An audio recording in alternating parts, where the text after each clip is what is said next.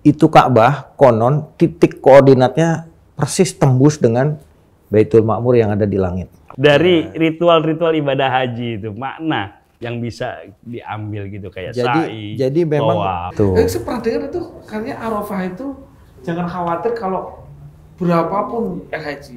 Muat. Arafah itu Muat. Orang-orang yang melihat ada cahaya yang memancar dari Ka'bah ke langit. Ketika Rasulullah bilang, kalau saya bilang iya, wajib. Wah, repot. Bagaimana tuh orang yang pergi haji tapi visanya bukan visa haji? Nah.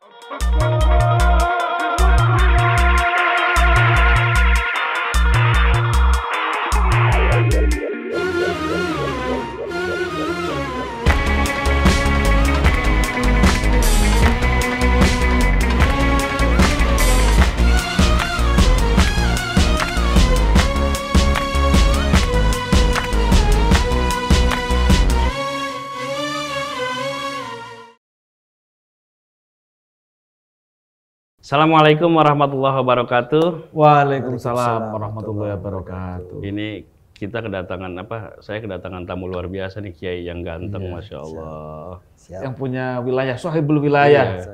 Sehat, Jakarta. Kiai Jamaluddin, Kiai Haji Jamaluddin Hashim MA. Gus Imat yang keren dan ganteng. Masya Allah. Nomor rekening berapa, Gus? Ada co-hostnya Mas Dr. Ulil Absor Hadrawi. Teman setia. Iya, teman setia gitu. Ini kita kembali bertemu di podcast Fikih Warung Kopi, ngobrol fikih mendalam, serasa minum kopi. Kopinya diminum, Gus. Oh iya, makasih. Makasih. Kayaknya belum pakai gula ini. Ada lakbannya. Gak apa-apa, Gus. Ada lakbannya. Asli. Kiai Jamal, ini kita sedang menaktilasi Nabi Ibrahim alaihissalam dan putranya Ismail. Jadi kurban itu kan napaktilas dari Nabi Ibrahim. Ya. Kemudian haji. Nah, haji itu sebenarnya salah satu ibadah paling tua juga ya, Gus. Ya. Gimana mungkin secara bahasa pengertian haji itu, Gus? Iya, kurban, haji, khitan, itu syariat Nabi Ibrahim. Syar'uman qoblana. Itu syariat umat sebelum kita. Dan kebanyakan itu memang syar'uman qoblana. Cuma modifikasi saja di dalam syariat Islam sekarang ini, tapi basicnya sama. Haji sama, kurban sama, khitan sama. Nah, haji ini tentu mengalami penyesuaian ya dalam manasiknya, misalnya sa'i itu kan dulu orang-orang Quraisy itu biasa untuk menaruh sesembahan, ya, sembelihan-sembelihan itu yang disebut hewan-hewan persembahan. Nah itu kemudian waktu itu kaum muslimin enggan untuk menaruh melewati itu, ya. Fala junaha alaikum ayyatawafa bihima, ya. Falaisa alaikum junahun ayyatawafa bihima. Ya. Itu di dalam sa'i dan marwah, sofa dan marwah. Nah, jadi kalau kita bilang haji itu adalah ziarah ke Baitullah, maka ini adalah ibadah yang paling tua. Betul. Karena Ka'bah itu sudah ada sebelum Nabi Adam ada. Jadi lokus ibadah haji itu kan Ka'bah. Nah, fokusnya ke situ. Namanya hajja yahujju, itu artinya ziarah. Berziarah, berkunjung ya. Nah, apa yang dikunjungi, ya kan? Hajjal baita, ya. Faman farada fihinnal hajjal baita, dan itu jadi berkunjung ke Baitullah, fokus intinya itu kan, ke Ka'bah. Nah, Ka'bah itu adalah bangunan tertua yang dikatakan inna awwala baiti wudi'a linnas bi Bakkah. Kenapa harus Ka'bah, Gus? Ya, waktu itu para ulama menceritakan bahwa para malaikat bumi itu minta satu tempat untuk tawaf, sebagaimana di langit itu ada Baitul Ma'mur. Nah, di langit ada Baitul Ma'mur, di bumi nggak ada. Akhirnya Allah perintahkan itu Ka'bah konon titik koordinatnya persis tembus dengan Baitul Ma'mur yang ada di langit. Oh gitu. Ya, titik koordinat Ka'bah itu. Jadi kalau ditarik di atas ya, itu sampai garis virtualnya itu seperti. Dan pernah ada penampakan vision gitu ya, kalau kita bilangnya kasyaf, orang-orang yang melihat ada cahaya yang memancar dari Ka'bah ke langit gitu, lurus gitu. Nah itu jadi para malaikat itu bertawaf. Nah ketika Nabi Adam turun, kemudian diajarkan oleh Sayyidina Jibril, malaikat Jibril untuk melaksanakan tadi ibadah haji tadi. Jadi semua nabi konon itu kecuali 2 nabi, ada Nabi Soleh dan Nabi siapa satu lagi itu Nabi Hud kalau nggak salah, itu yang belum pernah haji. Tapi semua nabi itu pernah haji. Ke Ka'bah. Pernah ke Ka'bah. Mengunjungi Ka'bah gitu ya. Makanya karena sebelum Nabi Adam ada, dia sudah ada, itu kata inna awwala baitin. Bukan sekedar rumah, tapi rumah ibadah, rumah yang pertama ada dicipta. Bahkan sebelum manusia itu ada, rumah itu udah ada. Jadi gitu. Jadi Ka'bah itu diciptakan lebih dulu daripada manusia. Manusia udah ada. Cuman bangunan yang naik itu Nabi Ibrahim. Yang modifikasi sekarang sampai sekarang. Ya, yang ada bangunannya gitu ya. Tadi itu cuman patok-patok aja begitu batu. Kemudian kan di dalam Al-Baqarah wa idz yarfa'u Ibrahimul qawaida. Nabi Ibrahim mengangkat. Jadi meninggikan. Ya kenapa harus berputar ya itu ya? Kan kenapa harus tawaf itu ya? Tradisinya kan kalau itu kita kalau manusia tawaf 7 kali gitu. Kan tadi dibilang ini kita menapak-tilasi Nabi Ibrahim dan Ismail. Iya, kenapa enggak kenapa harus memutari gitu loh? Kan iya, kalau saya ngelihatnya itu bagian daripada memang kalau kita lihat tadi keterangan bahwa malaikat di langit pun melakukan hal yang sama. Nah, kalau Gus Ulil lihat itu gambar-gambar luar angkasa. Ya, itu bulat itu semua. Bentuknya galaksi. Itu kayak bulat begitu dan arah tawaf. Nah, jadi memang itu satu gerak yang memang sifatnya kosmis lah itu ya. Seluruh alam semesta itu melakukan itu. Nah, kemudian di satu sisi kenapa di sebelah kiri itu kan ada pertanyaan. Kata sebagian ulama bahwa hati kita, jantung kita dari sebelah kiri. Maka ini pun juga ditutup kan. Nah, kalau yang ini kan dibuka. Waktu ikhram maksudnya kita pakai baju ikhram yang sini ditutup, yang selempangkan. Yang ini dibuka, yang namanya ittiba itu. Oh, jadi itu filosofi ihram kali itu. Ya, salah satunya gitu. Saya ngebayangin gini Gus ya, dulu misalnya Siti Hajar, kita flashback ke zaman dulu membayangkan gitu. Kita melihat bagaimana Siti Hajar ditinggalkan seorang bayi. Ismail lagi kehausan gitu, dia cari bolak-balik Bukit Sofa. Jangan bayangin kayak sekarang Sofa Marwah gitu. Udah halus sekarang ya. Bolak-balik 7 kali gitu. Ternyata airnya ada di situ. Apa sih maknanya itu Gus? Maksudnya dari ritual-ritual ibadah haji itu, makna yang bisa diambil gitu kayak sa'i. Jadi memang karena memang Allah akan mentakdirkan bahwa nanti ini akan menjadi satu baitullah yang dikunjungi orang, maka syarat utama pertama ada kehidupan di situ. Dan syarat kehidupan ada air, gitu. Dan air yang diciptakan, yang disemburkan bukan sembarang air, seperti air Zam-Zam. Yang menurut cerita atau menurut riwayat dari mulai dulu Nabi Ismail sampai hari ini itu nggak pernah kering sumurnya. Betul iya. Bahkan itu. 1 detik itu konon menyemburkan 8.000 liter. Itu 1 detik. 1 detik. Wow. Jadi memang Allah sudah persiapkan untuk jamaah haji yang jutaan orang. Berarti di Saudi itu nggak ada perusahaan PDAM kali ya? Nggak. Kalau air Zam-Zam kan memang perjanjiannya dengan Abdul Muthalib itu nggak boleh untuk komersil. Untuk mandi nggak boleh. Nggak boleh. Hanya untuk wudu dan minum. Wudu boleh, tapi emang untuk minum. Nah makanya. Apalagi buat istinja kali malah nggak boleh. Boleh. Kayak ada istilah itu kan apa? Yang bulu Zam-Zam atau Raf gitu. Kencingi air Zam-Zam maka kau akan terkenal. Ya. Bukan istinja, itu malah ngencingin. Iya. Jadi maksud saya gini,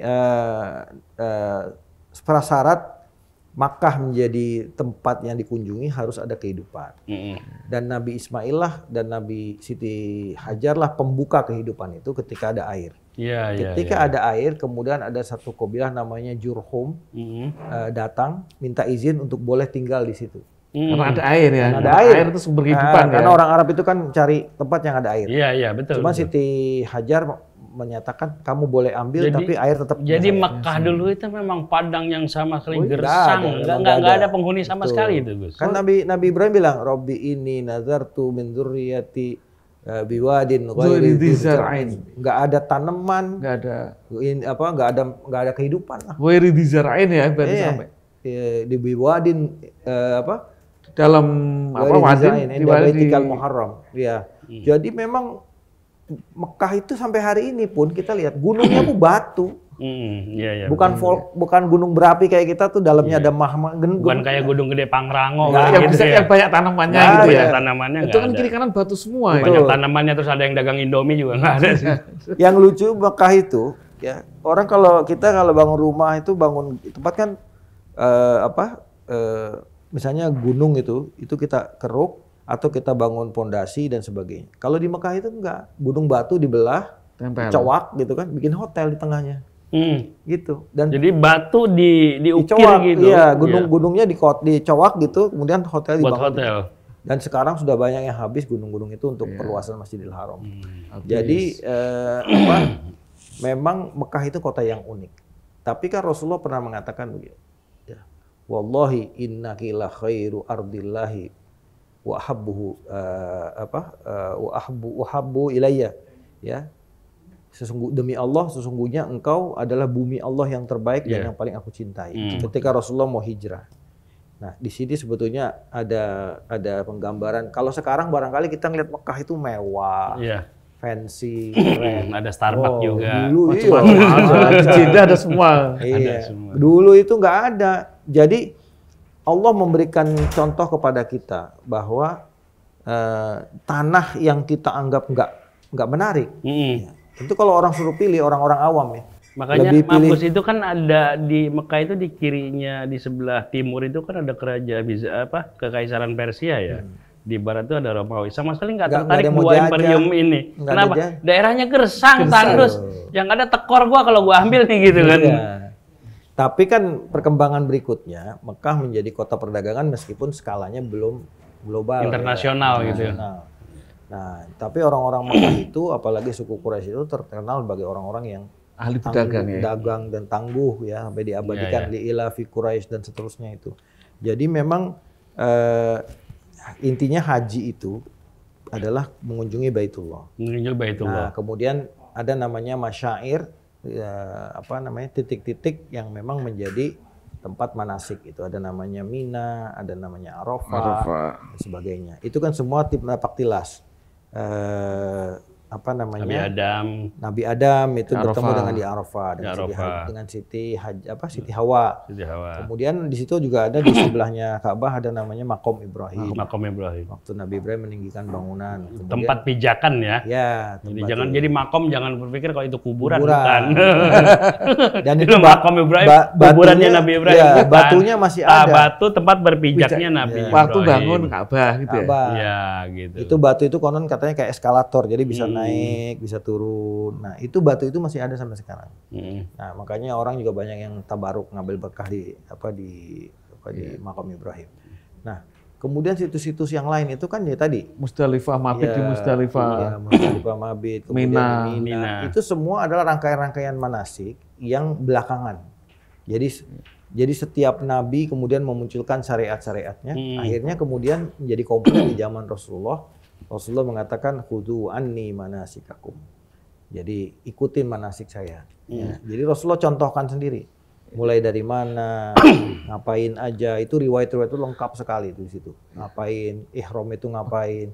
Bagaimana caranya gitu ya. Semua dia sampai niatnya segala macam. Semua mengikuti Rasulullah. Tapi kalau kita baca manasik haji terbitan buku di Kemenak itu kayaknya ribet amat. Karena orangnya sudah banyak. Zaman Rasulullah yang udah gitu banyak pendapat lagi, kaul ini. Iya. Jadi kalau zaman Rasulullah kan cuma orang segelintir lah ya, bisa dihitung sama tangan. Zaman Rasulullah. Tapi sekarang semakin hari semakin tambah kan semakin rumit. Kayak saya misalnya ngadepin beberapa mahasiswa, baik S2, S3 sekalipun, yang belum pernah haji. Ketika menerangkan bab haji, repotan. Susah. Karena nggak bisa menggambarkan bagaimana. Tapi begitu, memang haji itu emang ibadah yang praktek. Orang kalau paham teorinya juga dia menjelaskan nggak bisa. Bingung, kenapa dari Arafah ke Musdalifah balik ke Mina balik ke Mekah, kayak gitu-gitu. Apa sih maksudnya? Urutannya juga nggak ngerti, nggak apa. Kenapa? Karena belum praktek. Begitu praktek, nggak usah pakai teori-teori. Udah tahu, ntar dari sini ke sini, dari sini ke sini. Sebenarnya malah kadang ini kayak apa?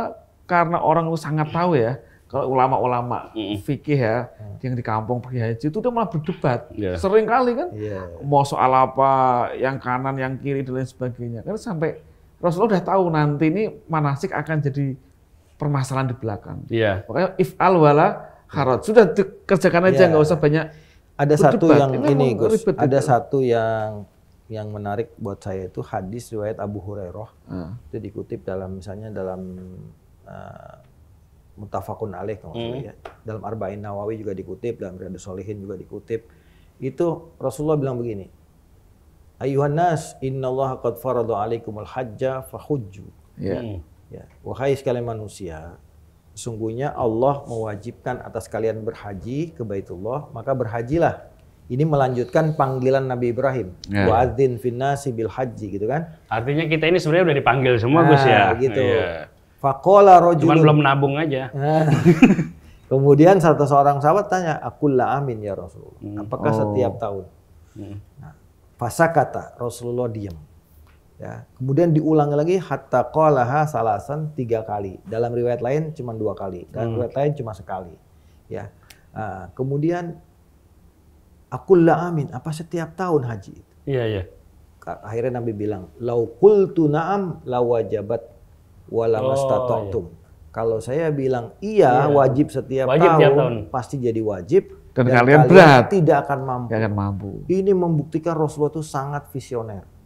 Karena Rasulullah itu kan cerita, umat itu kan Rasulullah nanti umatnya sampai ke seluruh dunia. Nah, sahabat yang nanya, dia hanya orang Madinah. Yang kalau ke Mekah itu perjalanan cuman naik mobil aja 4 jam. Katakanlah naik onta mungkin 2, 3, 4 berapa hari lah. Ya. Itu nggak masalah buat dia tiap tahun. Tapi kalau umat Islamnya sudah seluruh dunia, udah repot. Nah, sekarang sudah hampir 2 miliar. Sekarang jamaah haji kita kuotanya berapa itu? 200 berapa ribu gitu? 40-an ribu ya. Dari jumlah seper-1000 penduduk. Dan menariknya Gus, meskipun dulu kan kita ada inflasi ekonomi gitu ya, pernah kita krisis moneter gitu. Tapi jumlah jamaah haji, jamaah umroh itu nggak berkurang. Itu luar biasanya itu. Sekarang ini antrian haji sudah sampai 50 tahun. 50 tahun. Berarti orang lahir harus didaftarkan. Bayi langsung daftar. Kemudian di Malaysia tuh saya dengar bahkan udah hampir 100 tahun. Antrinya. Ini gimana? Itu bagaimana satu abad? Iya, kalau umurnya nyampe. Apa masih bisa dimasukkan dalam syarat wajib haji, mampu dan sebagainya? Nah itu, nanti saya ngomong itu. Jadi ketika Rasulullah bilang, kalau saya bilang iya wajib. Wah, repot. Bayangkan satu.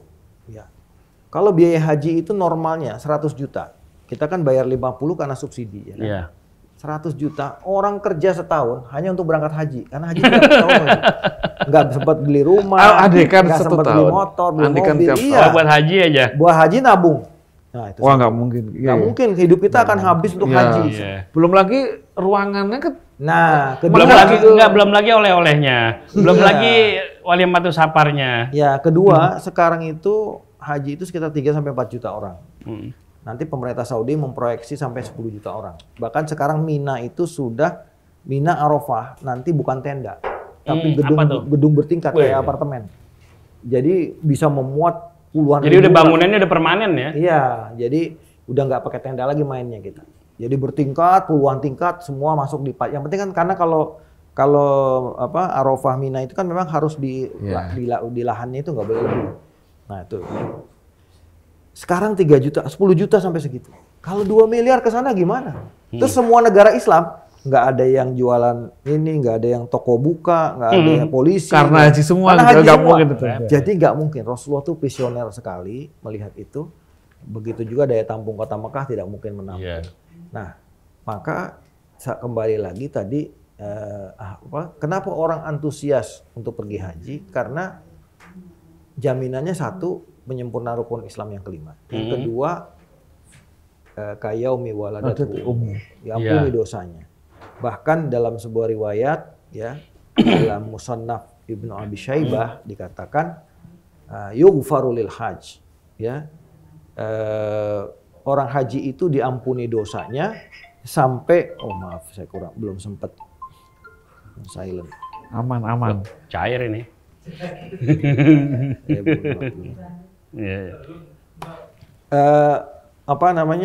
Orang yang pergi haji itu diampuni dosanya di sisa.